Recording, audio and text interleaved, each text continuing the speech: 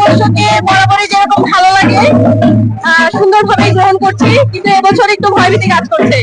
গতকালকে ডিসি হিলে যে ভাঙচুরের ঘটনাটা ন্যাশনাল নিউজেও এসেছে, তো ওই জায়গা থেকে কিছুটা ভয় কাজ করছিল। আজকে 8:30 র্যালি বের হওয়ার কথা ছিল, আমরা 8:30 থেকে অপেক্ষা করছিলাম, কিন্তু জনগণের মনে যে ভয় ছিল সেই কারণে হয়তো গতবারের তুলনায়ও জনসংখ্যা কম, এই কারণে আমাদের র্যালিটা বের হতে প্রায় 10:30 বেজে গিয়েছে।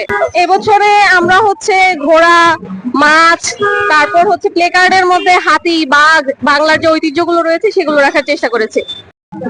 খুবই সুন্দরভাবে আনন্দের সাথে আমি আমার এই নববর্ষটাকে আহ্বান করছি, গ্রহণ করছি আর কি। খুবই ভালো লাগছে।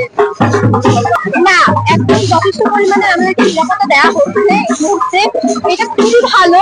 আমরা আনন্দের সাথে হচ্ছে আমাদের শোভাযাত্রা বের করতে পেরেছি আর কি, এটা অনেক ভালো একটা দিক। খুবই ভালো লাগছে। উদযাপন করছি। না, নিরাপত্তা বাহিনীরা তো আছে, তো সমস্যা কোথায়? তারা করা নিরাপত্তাই হচ্ছে, বরঞ্চ আগের তুলনায় এখন অনেক বেশি স্বতঃস্ফূর্তভাবে উদযাপন করা যাচ্ছে বলে মনে হচ্ছে। হয়তো অনেক বছর পর নববর্ষ হওয়ার কারণে এভাবে, কারণ এর আগের বছরগুলোতে রমজান ছিল, ঈদ ছিল, এই বছর কিন্তু তা না।